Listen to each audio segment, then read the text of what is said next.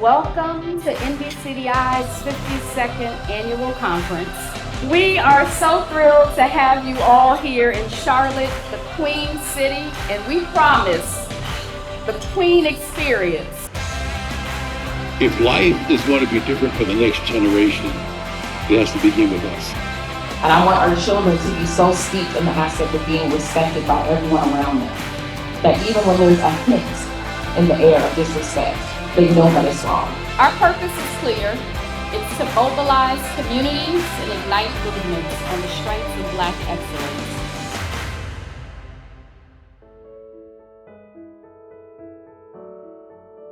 Good afternoon. I'm Dr. Leah Austin, President and CEO of the National Black Child Development Institute. I'm Allison Jones, Vice President of National Partnerships and Community Mobilization.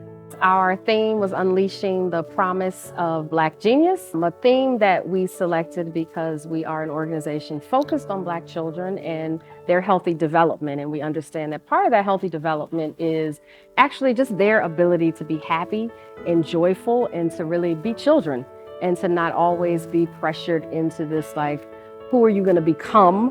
What does adulthood look like for you? But to really just enjoy life and be happy, joyful little people who we know that the genius part of it is just innately in them, right? We know that they're curious, they're confident when they're very young before adults sometimes take that out of them. They're also, they're like wondering with wonder, right? They're always trying to see things and figure things out. And so we want to really tap into that genius, one, to protect it and promote it and keep it alive within them, and then actually to use their genius and their innate curiosity to help guide our work and the solutions and strategies that we want to attempt to put forth for them. This conference has been an experience that is stellar and like none other. With everything that's going on in society and the climate today that's impacting Black children and families, it was essential that we had a convening where Black educators and anyone who cares about Black children and educates Black children can come together and have meaningful discussions and get tools and resources that will help them as they carry out our mission in their individual cities. This was the time. The time was now. And we were able to engage over 500 people in meaningful discussions, and we had meaningful impact on all of them. Everything that we did over this weekend was really centered around NBCDI's 8 essential outcomes for Black child development. And we're excited about it. Can you tell?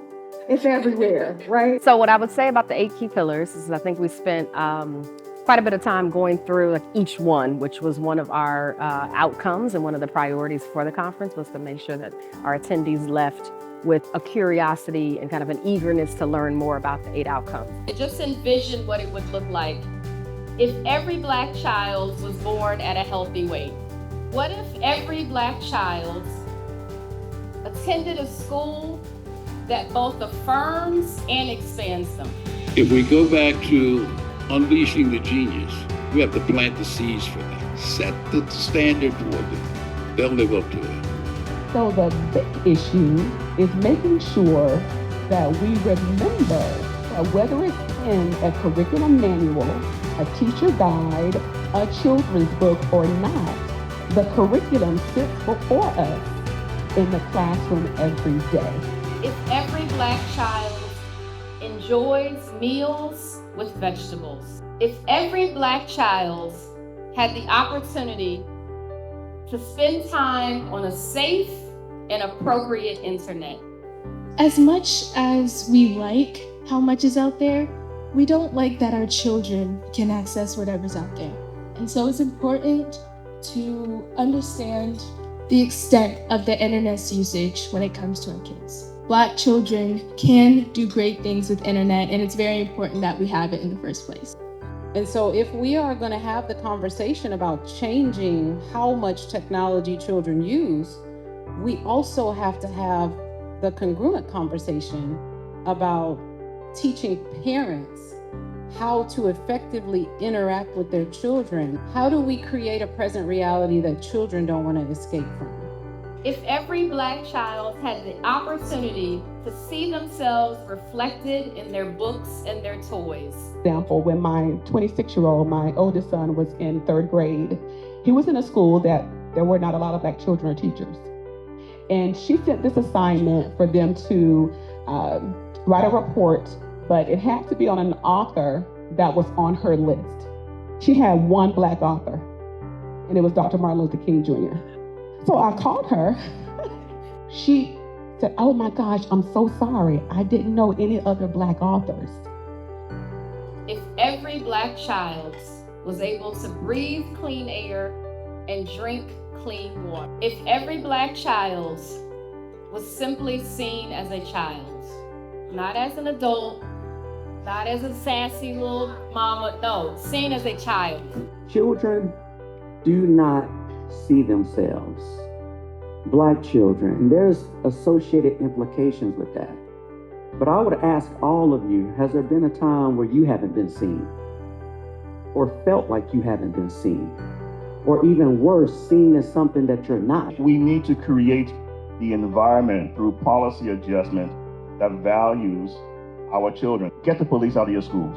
Think about the psychological effect on Black children and brown children if every day when they go to school to learn, part of their environment is seeing a police officer. In my class, I look around, I said, if there's a genius in here, please stand up. The students look at each other. I said, and if you're going to do that, you have to have self-confidence. You have to believe in yourself that there's genius in you. If every Black child had the opportunity to live in an uplifting community where they can play, where they can explore, and they can thrive. If we're talking about safe communities, the title at risk is always pointed at the child as opposed to the community. So we're not in a business of creating programs. We're in the business of shifting consciousness so that we can see mentoring as a way of life. And that's how we have to teach our young people, because I can't go to a community and say, hey, Bloods and Crips, get your act together, if I can't go on with my Divine Nine brothers and sisters and show that we're going to show up for our young people. You have to first heal the family in order to heal the child, right? Because you can't do any of that without healing the family.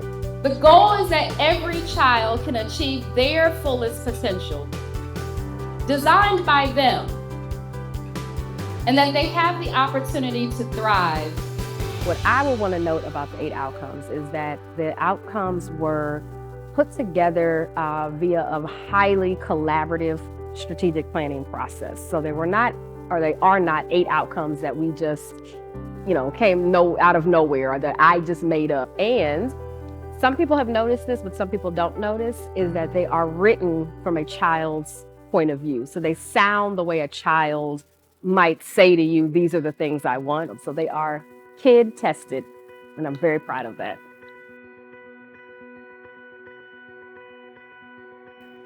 My name is Dr. Lee Johnson III, Vice President of Policy at the National Black Child Development Institute.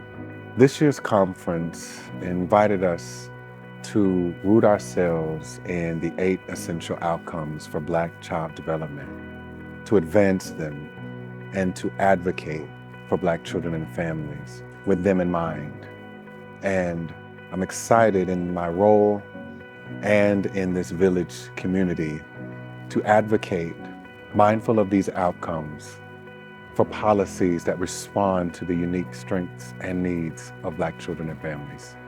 From a policy standpoint, if public policy is not about love, equity, and justice, it's harassment and terrorism. And so all of you out there, all of us together have to do everything we can from this point forward to engage policy so that our kids are seen and actualized. We have the law that says that you cannot talk about slavery, can have any conversation about slavery. And if you do, teacher risks being charged with a felony. And that is House Bill 1467. It's important to think about what is our focus. Programs don't change systems. Yes, we need both, but don't get so focused on giving out canned goods, giving out children's books, which we love to do, culturally responsive books, that you don't focus on the big picture of changing policy.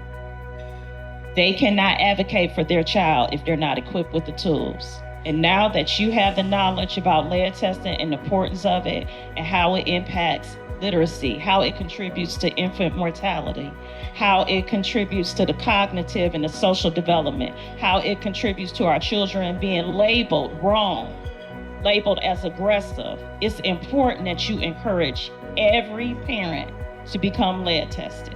We need to be voting in an electorate at all levels that truly puts children first, Black children first, listens to the experience of communities, listens to our sister on the video and the millions of others who are dealing with all the impacts of the overburden of environmental injustice in their communities, just trying to put food on the table and get through the day. This is a child rights issue. The UN just released a report that said a healthy climate is a child rights issue. So part of our responsibility is to learn what children have a right to and make sure that we're demanding it. This is the 52nd national conference that we have had at the National Black Child Development Institute. We are elated. This is the first year that we have had children attending our conference. We had 20 children that were able to attend workshops specifically for them. And we were also able to listen to those children and their needs around our 8 essential outcomes.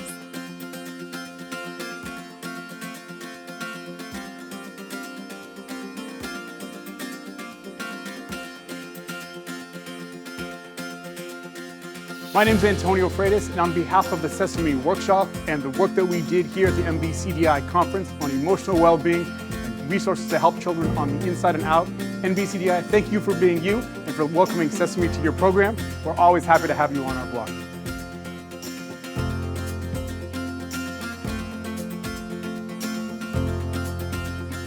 Hey, it's Alicia Baumgartner, the Undisputed World Champion. I am here at the NBCDI Institute, encouraging, inspiring. Everybody is a champion. Keep working hard and follow your dreams.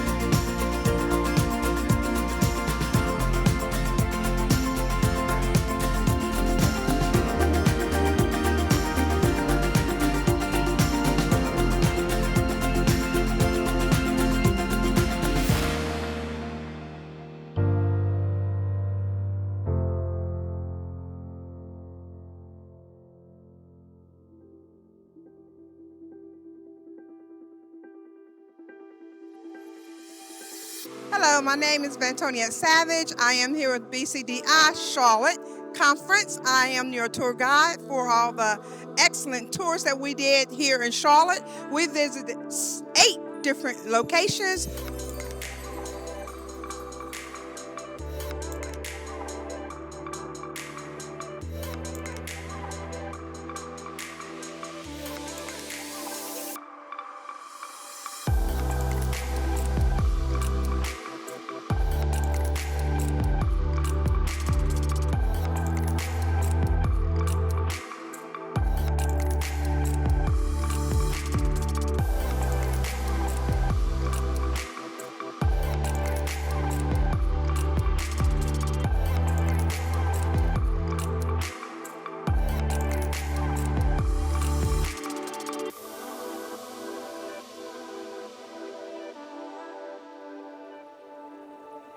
We look to those who led us and lighted the way and spoke to us when they were on this planet about our values as African people. They talked to us about the importance of the village and what the village must do. In the book, The African Art of Babysitting, he talks about the importance of elders in the village. And I'm saying that to say, you young folks, give regard to our elders. For over 50 years, before we officially start conference, we ask for permission from our amazing, devoted, committed, wonderful Council of Elders. In keeping with the NBCDI tradition of recognizing our elders who have contributed mightily and met the criteria established by the National Office and the Council of Elders, I am proud to welcome you to the Council of Elders. Can we please give both of these inductees a round of applause.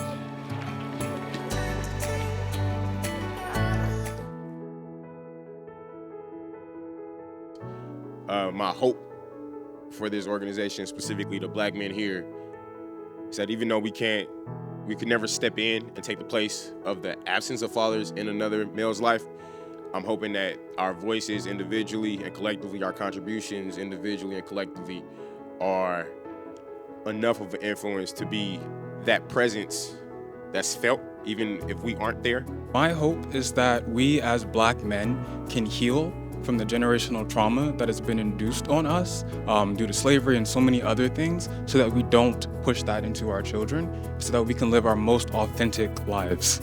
My hope and my dream is when you see these young Black children, young Black boys especially, that, you know, like so many people have said, that are that don't have fathers, that don't have role models, that don't have direction. And my hope is to be able to give them some type of direction of just knowing that they can do and achieve things that they see other people do. My hope is what we saw on the stage the other night with the young kids singing, that kind of unadulterated Black child joy is what I hope to see more and more of. And if the spark starts here at BCDI, I think if for no other reason, call it fashion or whatever, other groups, Black this, Black that, they will jump on the bandwagon. My hope is that at some point in time, we figure out as a people that we need to come together in order to scale and accelerate the betterment of our people. And you can only do that by coming together as a people. Hey, this is Sean Caldwell. I had the privilege of moderating today's discussion, outstanding conversation about how Black men can be more engaged in the lives of our children, both on the educational side, but also having a presence as fathers. Hello, this is Kelly Little, founder and president of Urban Institute for Strengthening Families. Just left an amazing panel that I was a part of with the men of BCDI, where we talked about the importance of stakeholders in the community, connecting, understanding the importance of cultural relevance. This Men of BCDI Charlotte session was simply amazing. Hearing from Mr. Thompson and Mr. Robinson and Mr. Little was just transformative. The information, the wealth thereof that they shared with us, some next steps that we have. We're excited about the future of Black men, not just here in Charlotte, but also the Black men of our national organization.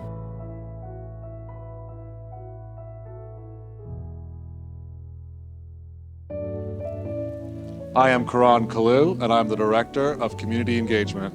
What stood out to me the most at the beginning was that maybe half of our attendees were new. And I think it demonstrates how many people are interested in working with NBCDI across the country. Conference this year not only allowed for our members and other guests and stakeholders to come together and convene, learn together and network, but to get a renewed call to action around the work that's in front of us, unleashing the promise and genius of our Black children. The fact of the matter is, when we work together as teachers and parents, as whoever, when we come together and work on behalf of Black children and families, that's when we can make a difference. I want to acknowledge our families, and some of you are sitting in here with us, for trusting us with your children, your most precious asset. We thank you and acknowledge the fact that you allowed us into your space to put our hands on your children, to help grow them, to walk with you in this parenting journey. I hope that the mission and the vision of NBCDI resonates in your soul tonight. I hope that what Dr. Leah Austin shared last night, about our 8 essential outcomes for Black child development rests with you. Take that back to your villages. Make sure you high five a village leader in here, because this work is heavy, y'all. It is heavy. And when we are walking up against the roots of racism and white supremacy, it can feel daunting, as if we're making no progress. But this right here, you sitting in this space tonight, reminds us that we're not here alone. And so now, therefore, Be it resolved that the Mecklenburg Board of County Commissioners hereby proclaim October the 13th through the 15th, 2023 as Young Afro Genius Week. An important part of conference for us is celebrating our attendees who are primarily educators, and in particular, given the demographics of the early childhood field, are Black women educators. And so we know that in this work, they are giving, so much of themselves. They are giving quite literally everything that they have. And so we want conference to be a time where, yes, you come and you learn and you strategize and you network, but it should also be a time where you come and your cup is filled and you have an opportunity to let your hair down and dance with the new friends and just celebrate your work and celebrate your accomplishments. And similar to a child, just be joyful and happy and just having a good time.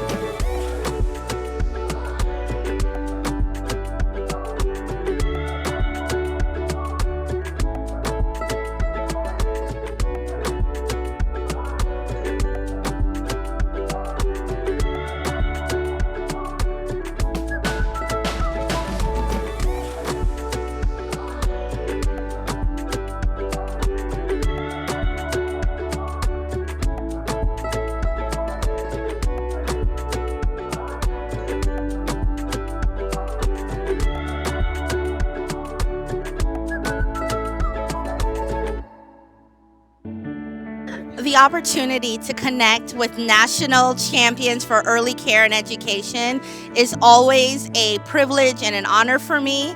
This conference was nothing short of amazing. I have connected, reconnected, and have made plans to collaborate and align my work with those that are doing this work across the nation, and I'm just so excited to be a part of the NBCDI family. It is incredible the amount of information, the incredible number of sessions that took place. I have to tell you, it was an overwhelming experience because of the fact that so much great information was made available. So many amazing resources were provided to those who attended, whether they attended physically or attended virtually. I'm just so grateful to the staff and leadership of the National Black Child Development Institute for being so earnest in making sure that we do all that we can to be prepared to help Black children and families in this country. And I really enjoyed the conference. This is my second time attending, and it was just phenomenal. Everything from the walking tour to all the breakout sessions, but most importantly, all the connections that were made for, I feel like, a lifetime. It's just heartwarming. I thoroughly enjoyed the conference. This is my first time attending. I definitely will be back. So many great highlights from the breakout sessions, of course. But one of the things that I want to point out is how real the people are here. We met some amazing individuals. Just seeing the city of Charlotte was awesome. Just having the gala, oh my goodness, we got a chance to not only do business, but have fun. So thank you so much, NBCDI, for an amazing conference, and I will be back next year. Yay!